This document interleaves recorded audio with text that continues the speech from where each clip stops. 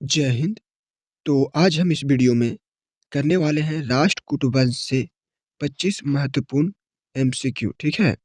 और खान सर के pocket GK book से। दोस्तों, आप सबको तो पता ही होगा कि यहाँ होता है हर किताब का द एंड। और आज हम लोग करने वाले हैं खान सर के पॉकेट जीके बुक से, ठीक है। तो अगर आप भी चाहते हैं हर किताब को द एंड करना, तो अभी वीडियो को लाइक करिए और चैनल को सब्सक्राइब कर लीजिए, ठीक है ना। क्योंकि यहाँ होता है हर किताब का द एंड। और ये है खान सर का पॉकेट जीके बुक। इसी से अभी आपको डेली टॉपिक वाइज क्वेश्चंस मिलता रहेगा सुबह 5 बजे। तो चलिए चलते हैं प्रश्न की ओर बिना टाइम वेस्ट किए।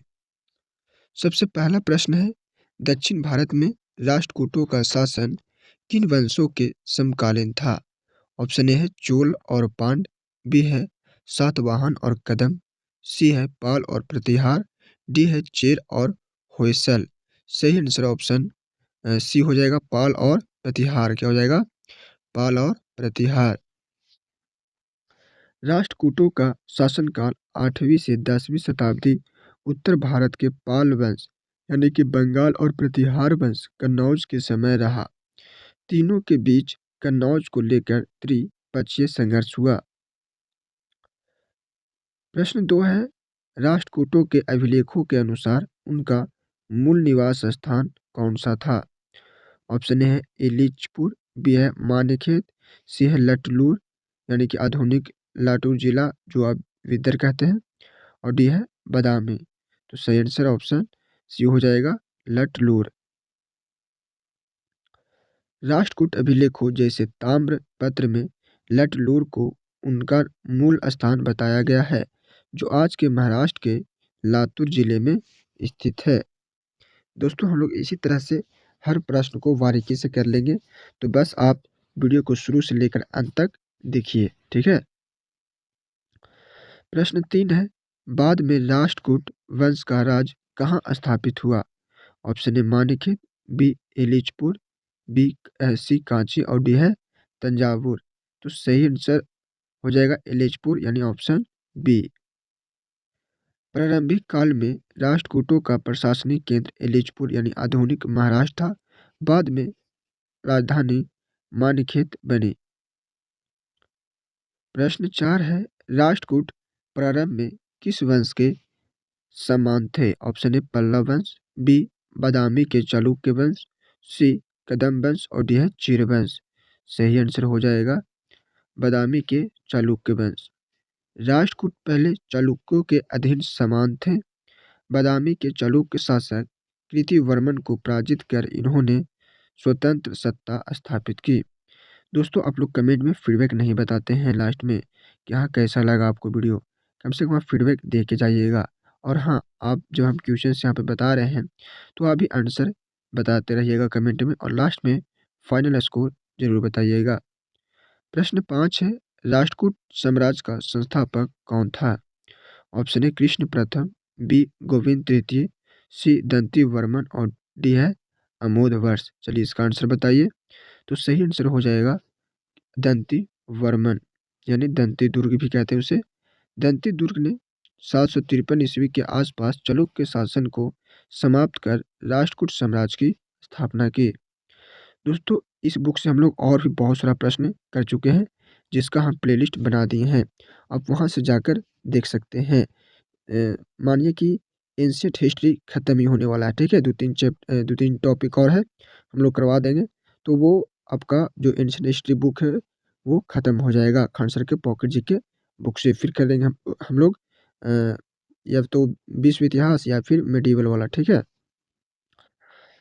तो प्रश्न 6 है, दंती दुर्ग ने किस चालुक्य शासक को पराजित कर स्वतंत्र राज्य स्थापित किया? ऑप्शन ए पुलकेशिन द्वितीय, बी है विक्रमादित्य द्वितीय और सी है कृतिवर्मन, और ऑप्शन डी हो जाएगा तैलप द्वितीय। सही आंसर हो जाएगा कृतिवर्मन। चालुक्य शासक कृतिवर्मन को पराजित कर दंती दुर्ग ने स्वयं को स्वतंत्र शासक घोषित किया। प्रश्न 7 है, दंती दुर्ग ने राष्ट्रकूटों की राजधानी कहाँ बनाई? ऑप्शन ए एलिचपुर, बी मानेखेत, सी बादामी और डी है कांची। सही आंसर मानेखेत। मानेखेत कर्नाटक राष्ट्रकूटों की अस्थायी राजधानी बनी और लंबे समय तक प्रशासनिक केंद्र रही। प्रश्न 8 है, दंती दुर्ग के बाद 756 ईस्वी में कौन शासक बना? ऑप्शन ए है गोविंद द्वितीय, बी कृष्ण प्रथम, सी ध्रुव और ऑप्शन डी हो जाएगा अमोध वर्ष। सही आंसर कृष्ण प्रथम। देखिए, कृष्ण प्रथम ने दंती दुर्ग के बाद शासन संभाला और साम्राज्य को सुदृढ़ किया।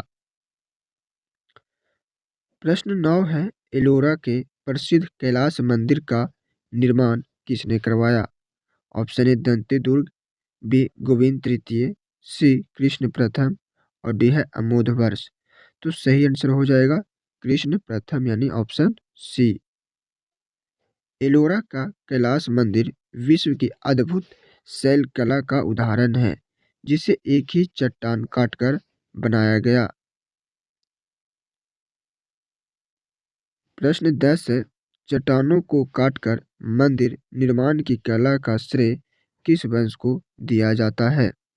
Option A Pallava, B Chola और सी है राष्ट्रकूट वंश, ऑप्शन डी होयसल। तो सही आंसर हो जाएगा राष्ट्रकूट वंश। एलोरा और अन्य गुफा मंदिर राष्ट्रकूटों की उत्कृष्ट शैल कला का प्रमाण है। प्रश्न 11 है, गोविंद द्वितीय के बाद 780 में कौन शासक बना? ऑप्शन ए है कृष्ण प्रथम, बी ध्रुव यानी धारावर्ष, सी है अमोधवर्ष और डी है इंद्र तृतीय। तो सही आंसर हो जाएगा ध्रुव धारावर्ष यानी ऑप्शन बी।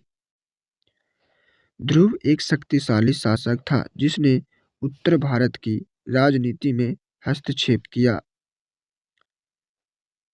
प्रश्न 12 है, त्रिशतात्मक संघर्ष में हस्तक्षेप करने वाला प्रथम राष्ट्रकूट शासक कौन था? ऑप्शन ए कृष्ण प्रथम, बी है गोविंद द्वितीय और सी है ध्रुव, डी है अमोधवर्ष। सही आंसर ऑप्शन सी हो जाएगा ध्रुव धारावर्ष। ठीक है। कन्नौज के लिए पाल प्रतिहार राष्ट्रकूट संघर्ष में ध्रुव पहला राष्ट्रकूट शासक था।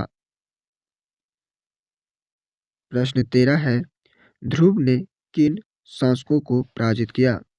ऑप्शन ए चोल और पांड्य, बी है प्रतिहार शासक वत्सराज एवं पाल शासक धर्मपाल, सी है पल्लव और गंग, डी है चेर और कदम। सही आंसर हो जाएगा प्रतिहार शासक वत्सराज एवं पाल शासक धर्मपाल। ध्रुव ने उत्तर भारत में अपनी शक्ति स्थापित की।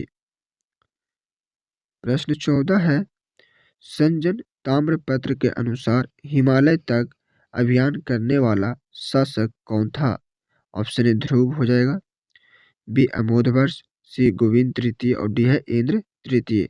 सही आंसर गोविंद तृतीय यानी ऑप्शन सी हो जाएगा। संजन ताम्रपत्र में गोविंद तृतीय की विजय यात्राओं का उल्लेख है। प्रश्न 15 है, गोविंद तृतीय के समय राष्ट्रकूट शक्ति किस अवस्था में थी?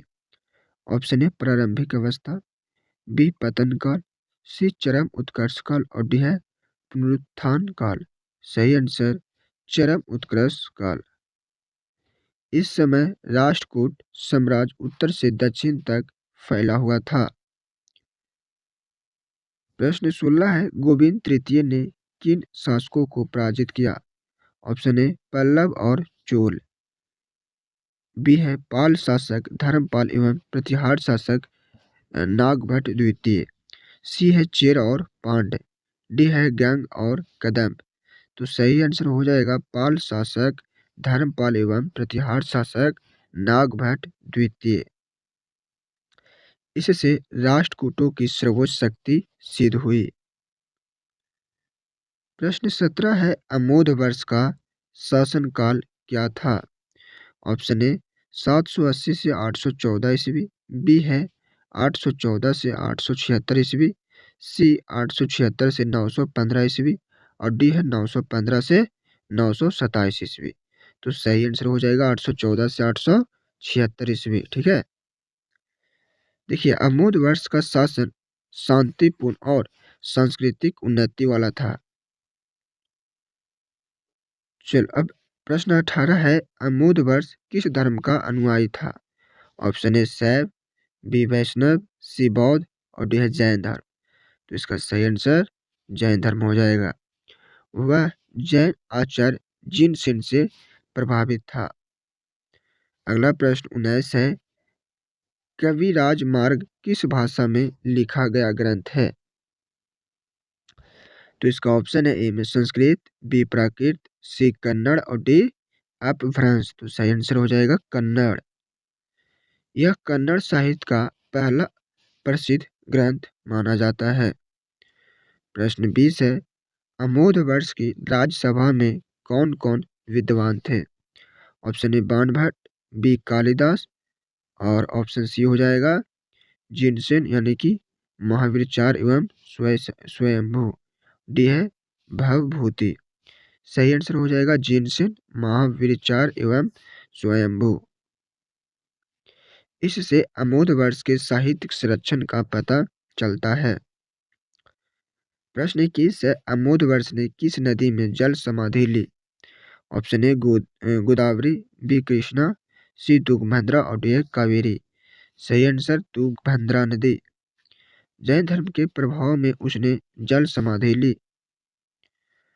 प्रश्न 22 है, राष्ट्रकूटों का अंतिम महान शासक कौन था? ऑप्शन ए इंद्र तृतीय, बी कृष्ण तृतीय, सी अमोधवर्ष और ऑप्शन डी कर्क द्वितीय। सही आंसर कृष्ण तृतीय। इसके बाद राष्ट्रकूट शक्ति कमजोर होने लगी। प्रश्न 23 है, अरब यात्री अल मसूदी ने किस राष्ट्रकूट राजा को भारत का सर्वश्रेष्ठ राजा बताया? ऑप्शन ए कृष्ण तृतीय को, बी ध्रुव को, सी इंद्र तृतीय को यानी बलहारा को और डी अमोधवर्ष को। सही आंसर इंद्र तृतीय को। अरब यात्रियों ने राष्ट्रकूट शासकों को बलहारा कहा। प्रश्न 24 है, रामेश्वरम में कृष्णेश्वर मंदिर का निर्माण किसने करवाया? ऑप्शन ए इंद्र तृतीय, बी अमोधवर्ष, सी कृष्ण तृतीय और डी है गोविंद तृतीय। सही आंसर क्या हो जाएगा? ऑप्शन क्या हो जाएगा? कृष्ण तृतीय यानी ऑप्शन सी। यह उसकी दक्षिण विजय का प्रतीक है। हमारा लास्ट प्रश्न 25 है, 974 से 75 ईस्वी में राष्ट्रकूट वंश का अंत किसने किया? Option A Vikramaditya, B Tailapa द्वितीय यानी चालुक्य और डी है नागभट्ट द्वितीय और डी है धर्मपाल। तो 25 का सही आंसर तैलप द्वितीय यानी कि चालुक्य। देखिए तैलप द्वितीय ने राष्ट्रकूटों को पराजित कर पश्चिमी चालुक्य वंश की स्थापना की। ठीक है, तो यहाँ से हमारा सारा प्रश्न हो गया है कंप्लीट, यानी एक टॉपिक हम लोग और कवर कर चुके हैं। तो आप इसे 1 से 2 बार देख लीजिएगा, वीडियो को लाइक कर दीजिएगा और सब्सक्राइब नहीं किए हैं तो सब्सक्राइब कर लीजिएगा और वीडियो को शेयर कर दीजिएगा और कमेंट में फीडबैक जरूर बताइएगा। ठीक है, तो मिलते हैं अगले वीडियो में अगले टॉपिक पर। ठीक है।